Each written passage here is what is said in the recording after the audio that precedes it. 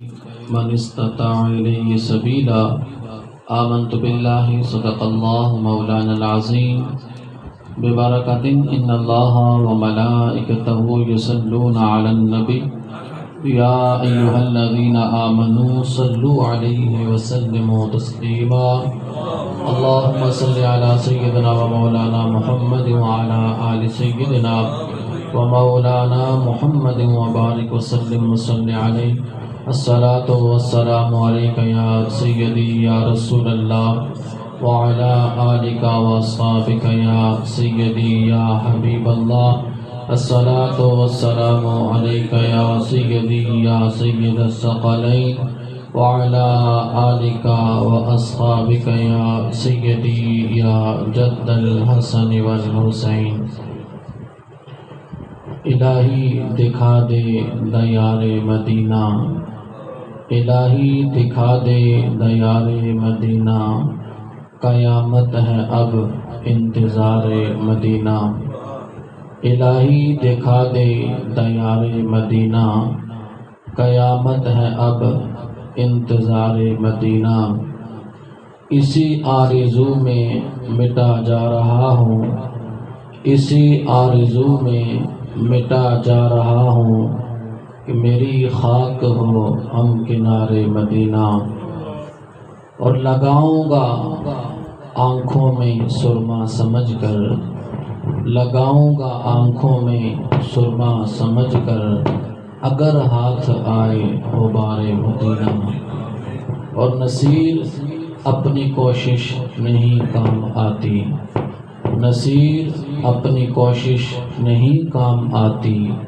بلاتے ہیں خود تاجدار مدینہ بعد از حمد و ثنا نہایت عزتوں کے لائق معزز سامعین عزیز شام میرے بزرگوں بھائیوں دوستوں نوجوان ساتھیوں آج کی یہ خوبصورت محفل پاک جو ہر ماہ ہمارے انتہائی محترم قاضی مسعود اقبال صاحب کے اہل خانہ بڑی محبت و عقیدت کے ساتھ اس کا انعقاد کرتے ہیں آج بھی بیت اللہ شریف کی زیارت اور روضہ رسول کی زیارت کے عنوان سے خوبصورت محفل کا انہوں نے انعقاد کیا اللہ تعالیٰ انہیں برکتوں عزتوں سعادتوں سے مالا مال فرمائے اور مجھ سے قبل ثناخوان مصطفیٰ بارگاہ مصطفیٰ صلی اللہ علیہ وآلہ وسلم میں اپنی حاضری پیش کر رہے تھے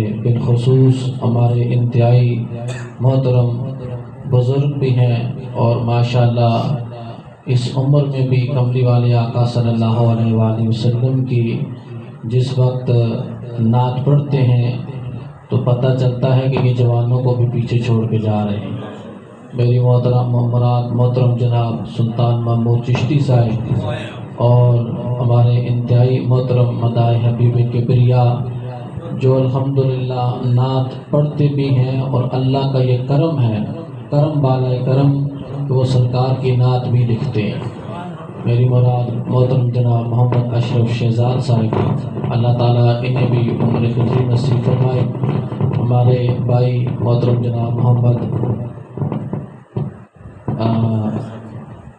شاہد صابری صاحب بھی تشریف فرمائے انشاءاللہ وہ بھی اپنی حاضری پیش کریں گے حاضرین محترم اللہ رب العالمین نے قرآن کریم فرقان حمید کے اندر ارشاد فرمایا وَمَا خَلَقْتُ الْجِنَّ وَالْإِنسَ إِلَّا لِيَعْبُدُونَ کہ میں نے جنوں اور انسانوں کو نہیں پیدا کیا مگر اپنی عبادت کے لیے انسان کو اللہ تعالیٰ نے اپنی عبادت کے لیے پیدا کیا اور اس عبادت کو اللہ رب العالمین نے مختلف حصوں کے اندر تقسیم فرمایا ہے مثال کے طور پہ نماز پڑھنا بھی عبادت ہے اس کے لیے اللہ نے ایک وقت مقرر فرما رکھا ہے اسی طرح روزہ رکھنا بھی عبادت ہے اس کے لیے بھی اللہ تعالیٰ نے ایک وقت مقرر فرما رکھا ہے اور زکوٰۃ دینا اس کے لیے بھی اللہ تعالیٰ نے ایک وقت جو ہے وہ مقرر کر رکھا ہے کہ کب تم نے زکوٰۃ دینی ہے جب تمہارے مال کے اوپر جو ہے وہ سال پورا ہو جائے تو پھر تم نے اللہ کی راہ میں اپنے مال میں سے بھی دینا ہے۔ ان عبادات کے اندر ایک عظیم عبادت اللہ نے حج کو رکھا ہے۔ یہ حج جو اسلام کے بنیادی 5 ارکان ہیں ان میں سے ایک رکن ہے۔ اللہ رب العالمین نے قرآن کے اندر ارشاد فرمایا وَلِلَّهِ عَلَى النَّاسِ حِجُّ الْبَيْتِ مَنِ اسْتَطَاعَ إِلَيْهِ سَبِيلًا کہ اللہ رب العالمین نے ان لوگوں پر حج کو فرض کیا ہے کہ جو زاد سفر رکھنے والے ہوں، جو صاحب استطاعت ہوں، اور جو اس کا انکار کرے تو اللہ رب العالمین اس سے بے نیاز ہے۔ اب یہ عظیم عبادت، اس کا اعلان بھی اللہ رب العالمین نے جناب حضرت ابراہیم علیہ السلام سے کروایا۔ بعض نے لکھا ہے کہ حضرت ابراہیم علیہ السلام مقام ابراہیم پر تھے جو پتھر ہے۔ بعض نے لکھا کہ جبل ابو قبیس پہ آپ کھڑے ہوئے، اللہ کا حکم ہوا وَأَذِّن اے میرے خلیل تو نے گھر تو بنا دیا، اب تو اعلان کر فی الناس لوگوں میں بالحج حج کا کہ اب ابراہیم علیہ السلام کو جب رب نے اس حج کے اعلان کا حکم ارشاد فرمایا تو ظاہر ہے اس وقت دائیں بائیں بھی کوئی آبادی نہ تھی، تو عرض کرنے لگے بار الہ آواز میں کس کو لگاؤں کون سنے گا؟ رب نے فرمایا ابراہیم آواز لگانا تیرا کام ہے، آواز پہنچانا ہمارا کام ہے۔ آواز لگانا تیرا کام ہے، پہنچانا ہمارا کام ہے۔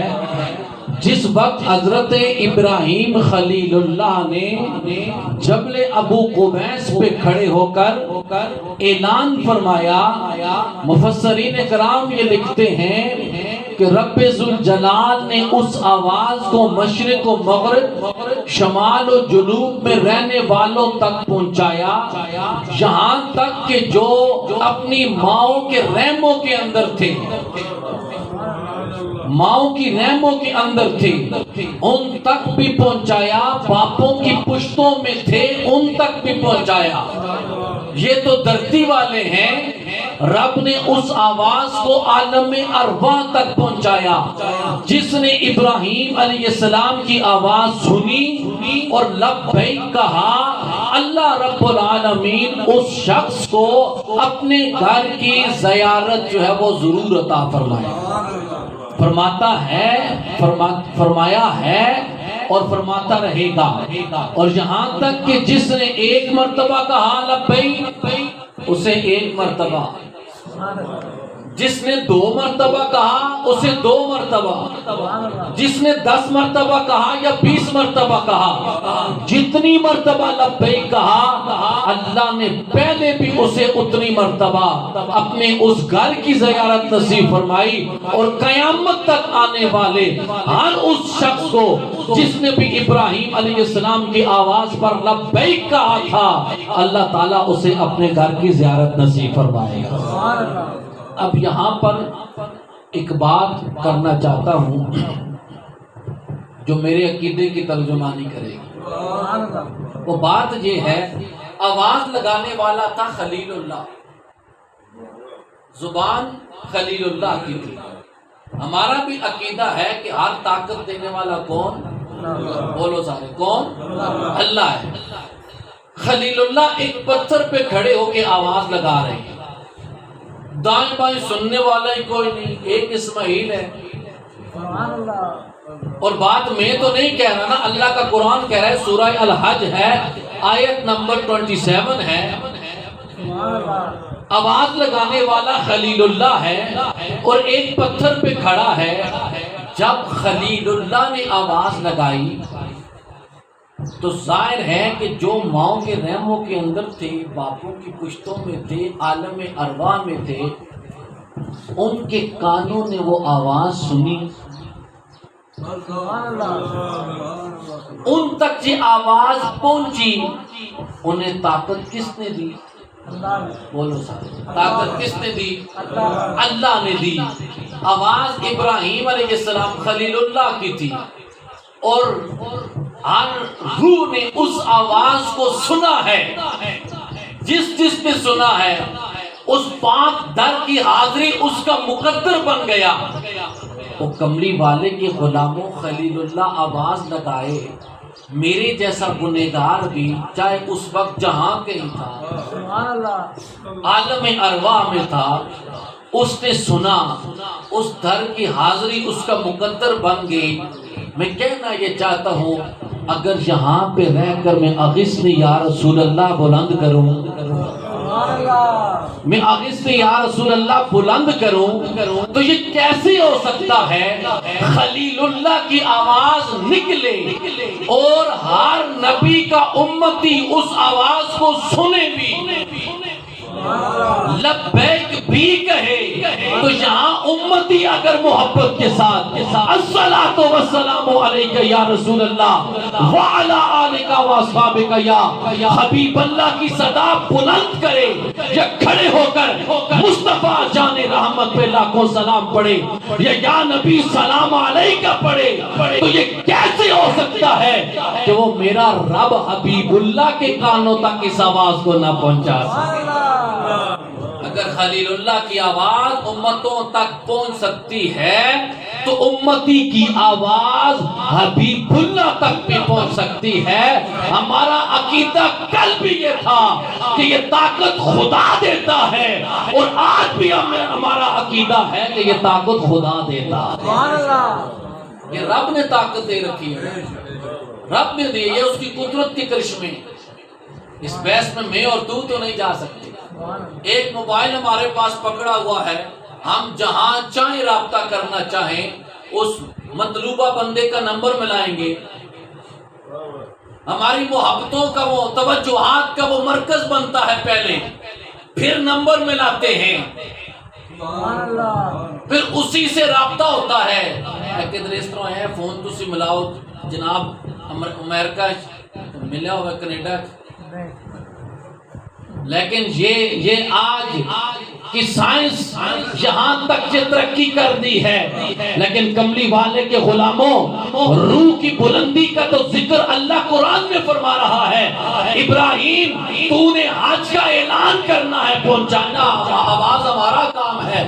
تو آج بھی اگر کملی والے کی ذات محبتوں کا مرکز بن جائے تو خدا کی عزت و جلال کی قسم، یہاں سے امتی سلام پڑھے محبت کے ساتھ تو میرا مصطفیٰ سنتا ہے، اور کملی والے نے اعلان کیا ہے جو محبت کے ساتھ سلام پڑھے گا میں محمد خود اس کا سلام سنوں گا۔ وہ تو بات پھر میری رخ آپ نے کسی اور طرف لے کے چلے گئے۔ حضرت شاہ عبدالحق محدث دہلوی رحمت اللہ تعالی علیہ، وہ روزہ رسول پہ بیٹھ کے نا حدیث پڑھاتے تھے، تو خواب میں سرکار آئے، جاؤ جا کر ہندوستان میں میری تعلیم عام کرو۔ عرض کرنے لگے، پہلے دن تو توجہ جو کہ انہوں نے کہا کہاں روزہ رسول اور کہاں میں، اور میں کہاں جاؤں، دوسرے دن پھر زیارت ہوئی، پریشانی بڑھ گئی، ابھی بھی رخت سفر باندھا نہیں۔ اب تیسرا دن آیا نا، کہا عبدالحق میں نے کیا کہا ہے، جاؤ ہندوستان میں جا کر ہماری حدیث کو عام کرو۔ عرض کرنے لگے، سونے کملی والے یہاں حدیث پڑھاتا ہوں، تیرا روزہ سامنے ہوتا ہے، تیرا روزہ سامنے ہوتا ہے، تو میں حدیث پڑھاتا ہوں، لطف آتا ہے، روح کو تازگی ملتی ہے۔ تو آگے سے سونے نے کیا فرمایا، سونے فرمانے لگے، اے عبدالحق تو یہ پسند کرے گا کہ تو وہاں حدیث پڑھائے، یہاں روزہ سامنے ہے، وہاں روزے والا تیرے سامنے آ جائے، وہاں روزے والا تیرے سامنے آ جائے۔ کہا یا رسول اللہ اس سے بڑھ کر اور کیا چاہیے؟ کہا جاؤ جا کر حدیث تم پڑھاؤ، یہاں روزہ سامنے ہے، وہاں روزے والا سامنے آئے گا۔ اور شیخ عبدالحق محدث دہلوی رحمت اللہ تعالی علیہ جب التحیات للہ والصلوات والطیبات السلام علیکہ ایھا النبی پڑھتے تھے جب تک مدینے والے کی زیارت نہ ہوتی، اس سے آگے لفظ نہیں پڑھا کرتے۔ یہ تو وہ بڑے لوگوں کی، یہ تو ان کی بات ہے۔ ایک لکڑیاں کاٹ کے بیچنے والا، ایک لکڑیاں کاٹ کے بیچنے والا حضور غوث پاک کے پاس آ گیا، نماز کا وقت ہو گیا، اس نے وضو کیا نا تو غوث پاک کی نگاہ تکنی ہے، غوث پاک کی نگاہ دیکھ رہی تھی۔ اب جس وقت وہ وضو کر چکے تو پیران پیر شیخ عبد القادر جیلانی رحمۃ اللہ تعالی علیہ نے فرمایا آگے وہ نماز پڑھو۔ اس کا پھٹا پرانا لباس، ہم تو لباس دیکھتے ہیں نا، ہم تو ظاہر دیکھتے ہیں، ہم اندر کو تو نہیں دیکھتے۔ اب غوث پاک نے کہا نماز پڑھو، اس نے کہا حضور میں نماز پڑھاؤں؟ یہ نہیں ہو سکتا، میں نہیں پڑھا سکتا۔ 2 مرتبہ کہا، تیسری مرتبہ ذرا اپنے جلال میں کہا۔ اب جس وقت وہ نماز پہ کھڑے ہوئے نا، نماز پڑھائی تو سجدہ ان کا ذرا لمبا تھا۔ جب نماز پڑھا چکے، جیسے مقتدیوں کی عادت ہوتی ہے، اے استاد ذرا رکعت لمبی کر چھوڑو، اے جناب اج بو لمبی رکعت پڑھا چھوڑی نہیں، رکوع سجدہ لمبا ہو جائے تاں اعتراض، تو کنا آخیا جناب من اے بو لمبا سجدہ نہ کیتا ہے تے ہن غوث پاک نے پتہ ہے گل وچ کے آپ نے کہا یہ سجدہ آپ نے لمبا کیوں کیا ذرا بتا دو۔ وہ کہنے لگے حضور کچھ بھی نہیں بس لمبا کر دیا۔ 2 مرتبہ، تیسری مرتبہ کہا بتاتے ہو کہ میں بتاؤں؟ بتاتے ہو کہ میں بتاؤں؟ اب سنیں، وہ عرض کرنے لگا، وہ بزرگ، وہ بابا جی، وہ اللہ کا نیک، اس نے کہا میں جب سجدے میں جاتا ہوں نا سبحان ربی الاعلی کہتا ہوں، اس وقت تک سجدے سے سر نہیں اٹھاتا جب تک ادھر سے لبیک کی آواز نہیں مجھے آ جاتی۔ کچھ لوگوں کی نماز ایسی ہوتی ہے، اور شیخ عبدالحق محدث دل بھی تو وہ ہیں جنہیں سرکار فرماتے ہیں جا کے حدیث پڑھانا تیرا کام، دیدار کروانا ہمارا کام۔ حاضرین محترم، بات آگے نکل گئی، وَأَذِّن فِي النَّاسِ بالحج، اے ابراہیم آواز عام کرو۔ حضرت ابراہیم علیہ السلام نے آواز بلند کی، جس نے جتنی مرتبہ لبیک کہا اس کی حاضری اتنا اس کا کیا بن گئی؟ مقدر بن گئی۔ اب کیونکہ وقت نہیں، میں اختتام کی طرف آتا ہوں۔ ہم یہاں سے جاتے ہیں حج کرنے کے لیے۔ حج کیا ہے؟ حج عظیم یادوں کی تازگی کا نام، جیسے کعبے کے گرد چکر لگانا، یہ کسی کی یاد تازہ ہوتی ہے۔ صفا و مروہ کی سعی کرنا، یہ کسی کی یاد تازہ ہوتی ہے۔ کنکریاں مارنا، یہ کسی کی یاد تازہ ہوتی ہے۔ میدان عرفات میں ٹھہرنا، یہ کسی کی یاد تازہ ہوتی ہے۔ یہ ساری یادیں ہیں اللہ کے نیکوں کی، اللہ کے نیکوں کی، یہ ساری یادیں ہیں، ان کی تازگی کے لیے ہم جاتے ہیں، لیکن ان کا کچھ مقصد بھی تو ہوگا۔ اتنا پیسہ لگا کے ہم جاتے ہیں، اتنا کچھ جسمانی مشقت اٹھاتے ہیں۔ علماء نے بہت سارے ان کے مقاصد بیان کیے، لیکن میں 7 مقاصد اختصار کے ساتھ بیان کرتا ہوں۔ سب سے پہلا مقصد حج کا ہے اللہ کی توحید کا اعلان، یہ اللہ کی توحید کا اعلان ہے، اللہ کی توحید کا اعلان ہے۔ اب اللہ رب العالمین نے قرآن کریم فرقان حمید قرآن رشید کے اندر جس عظیم عبادت کا ہمیں حکم ارشاد فرمایا کہ یہ عبادت تم کرو، یادیں بھی تازہ ہوں گی، لیکن وہ یادیں جب تم ان کی تازگی کے لیے جاؤ گے تو تمہارا وہاں جانے کا کچھ مقصد بھی ہو۔ تو پہلا اس میں سے مقصد ہمارا ہے اللہ کی توحید کا اعلان، اللہ کی توحید کا اعلان۔ دیکھیں نا، جس وقت صدا بلند ہو رہی ہوتی ہے، میرے کریم آقا صلی اللہ علیہ وسلم نے ارشاد فرمایا عرفات کے میدان میں سب سے جو عظیم دعا ہے وہ لا الہ الا اللہ، وحدہ لا شریک لہ لہ الملک و لہ الحمد وہو علی کل شیء قدیر۔ سرکار فرماتے ہیں کہ میری بھی ہے اور مجھ سے پہلے نبیوں کی بھی دعا ہے، یعنی اللہ کی توحید کا اعلان۔ اور پھر جس وقت ہم کعبے کے گرد چکر لگا رہے ہوتے ہیں، لبیک اللہم لبیک، جیسا کہ یہ عزیز ہمارا پڑھ رہا تھا، تو وہاں پر اس کی بارگاہ میں فریاد کرتے ہیں، بار الہ ہم حاضر ہیں، اور پوری دنیا سے لوگ آ کر وہاں پر اپنی محبت کا اظہار کرتے ہیں، باقی ادیان والوں کو یہ بتاتے ہیں کہ تم کبھی کس کو پوجتے ہو، کبھی کس کو پوجتے ہو، ہم سب ایک خدا کو ماننے والے ہیں۔ پہلا جو مقصد ہے وہاں اللہ کی وحدانیت کا اعلان، دوسرا ہے ذکر الہی، ذکر الہی کہ بندہ جس طرف بھی جا رہا ہوتا ہے، صفا و مروہ کی سعی کر رہا ہو، مطاف میں ہو، جہاں کہیں بھی ہو، تو اس کی زبان پہ اللہ کا ذکر جاری رہتا ہے۔ کبھی وہ درود پڑھ رہا ہوتا ہے، کبھی تسبیحات پڑھ رہا ہوتا ہے، کبھی بیٹھتا ہے تو قرآن کی تلاوت کرتا ہے۔ تو یہ وہاں جاننے کا یہ مقصد ہے کہ تمہاری زبانوں پہ ذکر صرف 5 دن 10 دن یا 20 دن کا نہیں ہونا چاہیے، باقی بھی جو تمہاری زندگی ہے اس میں بھی تمہاری عادت یہ ہونی چاہیے کہ تمہاری زبانوں پہ اللہ کا ذکر جاری ہے۔ تیسرا جو مقصد ہے وہ ہے حصول تقوی کو حاصل کرنا۔ وہاں پہ اگر کچھ کہے بھی تو آگے سے آپ لڑتے ہیں؟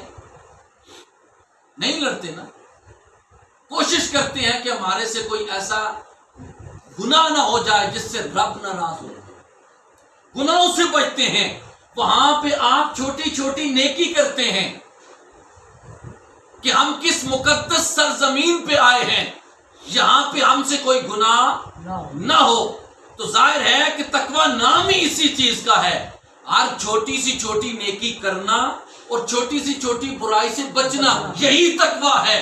تو وہاں پر جا کر انسان جب اس عمل کے اندر زندگی گزارنا شروع کرتا ہے کہ میں چھوٹی سی چھوٹی نیکی بھی نہ چھوڑوں اور چھوٹے سے چھوٹے گناہ کو بھی نہ کروں، فرمایا یہ 10-20 دن کے لیے نہیں بلکہ یہ مقصد یہ ہے، جس طرح یہاں آ کر تو ہر گناہ سے بچتا ہے، ہر چھوٹی نیکی کرتا ہے، باقی زندگی کے ایام بھی تیرے ایسے گزرنے چاہیے جن میں تو چھوٹی سی چھوٹی نیکی کرنے والا بھی بن جائے، چھوٹی سی چھوٹے گناہ سے بچنے والا۔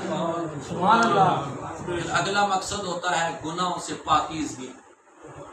وہاں پہ جاتا ہے بندہ، اللہ سے فریاد کرتا ہے، استغفار کرتا ہے، توبہ کرتا ہے، یا اللہ تیرے اس گھر میں آئے ہیں، تجھ سے اپنے گناہوں کی معافی مانگتے ہیں۔ کیا وہاں صرف خدا وہیں پہ ہے یا خدا نہیں؟ جس طرح ہے انسان تو وہاں جا کر فریاد کرتا ہے، ندامت کے آنسو بہاتا ہے، اپنے آپ کو عاجزی کا پیکر بنا کر اس کی بارگاہ میں تو کھڑا ہو جاتا ہے، جھک جاتا ہے۔ اے انسان باقی ایام بھی تیرے اسی طرح گزرے کہ جب بھی تو کھڑا ہو تو اس کی بارگاہ میں عاجزی کا پیکر بن کے کھڑا ہو، جب بھی فریاد کرے تو اپنے گناہوں کی معافی کی فریاد کرے۔ تو وہاں جس طرح اپنے گناہوں سے پاکیزگی کے لیے دعائیں کرتا ہے، مولا میرے گناہ معاف ہو جائیں، میں پاکیزہ ہو جاؤں، اے انسان باقی زندگی کے ایام میں بھی تو اسی طرح اپنے رب کی حضور فریاد کرے اور نیک لوگوں کی فہرست میں جو ہے وہ شامل ہو جائے۔ پھر اگلا مقصد ہے اطاعت۔ وہاں پہ دیکھیں جتنے بھی ہم اعمال کرتے ہیں اطاعت و فرما برداری میں کر رہے ہوتے ہیں نا، ایسا ہی ہے کہ نہیں؟ اب نبی کی اطاعت کر رہے ہوتے ہیں، جس وقت ہم طواف کر رہے ہوتے ہیں پہلے چکروں میں کیا کرتے ہیں؟ سینہ، حالانکہ اللہ تو فرماتا ہے وَلَا تَمْشِ فِي الْأَرْضِ مَرَحًا، زمین پر جو وہ اکڑ کے نہ چلو، لیکن وہاں اکڑ کے کیوں چل رہا ہے؟ تو تیرا جواب باقی سے یہ ہوگا کہ جناب مولانا صاحب، علامہ صاحب، ہم اس لیے چلتے ہیں کہ نبی نے فرمایا، ہم نبی کی اطاعت کرتے ہیں۔ اور بابا وہاں پر اگر ان چکروں میں چل کر تو نبی سے اپنی اطاعت و فرما برداری کا ثبوت فراہم کر رہا ہے، تو یہ آج عمرے کا مقصد پھر یہی ہے کہ باقی ایام بھی تو اس نبی کی اطاعت و فرما برداری میں گزارنا۔ صرف یہی نہیں ہے کہ یہاں 5 دن 10 دن کے لیے تو آئے یا 20 دن کے لیے آئے یہاں تو اطاعت و فرما برداری کا تو پیکر بنے، تو نماز بھی نہ چھوڑے، جماعت کے ساتھ پڑھے، تو گھر میں جس وقت حی علی الصلاۃ حی علی الفلاح کی صدا بلند ہو اور تجھے نیند پہ آ رہی ہو تو اللہ کی بارگاہ میں اٹھ کے کھڑا نہ ہو سکے۔ اب کچھ لوگ جاتے ہیں، ان کی زندگی بدل جاتی ہے، وہ اپنی زندگی کے اندر پھر ان چیزوں کو لے آتی ہیں جو پہلے ان لا نہ سکے تھے، وہ نماز کے بھی پابند بن جاتے ہیں، نیک اعمال کرنے والے بھی بن جاتے ہیں، اچھے اعمال کرنے والے بھی بن جاتے ہیں، گناہوں سے بچنے والے بھی بن جاتے ہیں۔ وجہ کیا ہے؟ انہوں نے جس محبت کے ساتھ وہاں پہ التجا کی ہوتی ہے، قبولیت کی مہر لگ جاتی ہے۔ قبولیت کی مہر ہے یہ کہ اگر تیری زندگی میں تبدیلی آ گئی تو تو گویا نیک اللہ کا بن گیا، تیرا عمرہ جو بھی تھا وہ قبول ہو گیا۔ اور اگر نہیں، اگر تیرے اندر تبدیلی نہیں آئی، تیرے چھٹ اور بدنے لگ گئی، پھر جناب ہو لے جس طرح ایک حاجی صاحب ایک قرضہ دینا ہے یعنی دکاندارے نا، وہ جناب واپس آئے نا جدوں آخر لگے جناب وہ کھاتا میرا کھولو، کھاتا میرا کھولو نہ آخیا جناب من اے لو جی، بڑا خوش ہوا دکاندار، پتہ نہیں لاکھ ڈیڑھ بڑھ گیا بھائی، چاہ دیسی حج ہی کر کے آیا ہے، کوئی تبدیلی آ گئی ہو سی؟ کیوں جی قاضی صاحب تبدیلی بات کچھ آ گئی ہو؟ وہ آخر لگا میرا نام کتنے ہوئے اے لکھی ہے جی جناب جی غلام سرور، آخر لکھ چھوٹ پیچھے آجی غلام صاحب، پیچھے بھی لکھ چھوٹ آجی، میں تو میں نے ویسے نام لیا ہے، پیچھے لکھ دے آجی کہ میرے نام کے ساتھ آجی لگا دے۔ قرضہ نہیں دیا اس نے، قرضہ نہیں دیا اس نے، پیچھے نہ لا چھوڑا جی یہ حاجی صاحب کا قرض ہے۔ اور بابا یہاں وہاں جا کر اگر تجھے تیرے مقاصد کا پتہ نہیں تو وہ ٹکرے ہی ہیں، وہ چکر ہی ہیں خالی، وہ چکر ہی ہے خالی۔ لہٰذا یہاں سے آج عمرے کے لیے جاؤ تو تمہارے ذہن میں یہ مقاصد ہونے چاہیے، وہاں تم کس لیے جا رہے ہو، اور پھر ان مقاصد کو وہ وہیں پہ نہیں پورا کرنا بلکہ اللہ کے حضور التجا بھی کرنی ہے، یا اللہ جس طرح یہاں پہ تو نے مجھے اس عمل کو پابند کرنے کی توفیق عطا فرمائی ہے، باقی زندگی بھی مولا مجھے اس کی پابندی میں زندگی گزارنے کی توفیق عطا فرمائی۔ یہ اللہ کے حضور